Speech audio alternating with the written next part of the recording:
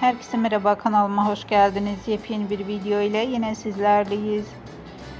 Kanal 7 ekranlarının sevilen günlük dizilerinden olan Kan Çiçekleri dizisinin güzel oyuncusu Yağmur Yüksel'den yepyeni görüntüler geldi. Yağmur Yüksel birbirinden muhteşem görüntüleri sosyal medya hesabında yayınladı. Görüntüler hayranlar tarafından büyük ilgi gördü.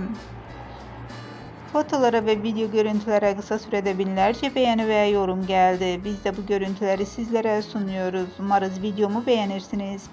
Değerli takipçiler, videomu beğenmeyi, kanalıma abone olup bize destek olmayı lütfen unutmayın. Bir sonraki videoda görüşmek üzere. Hoşça kalın.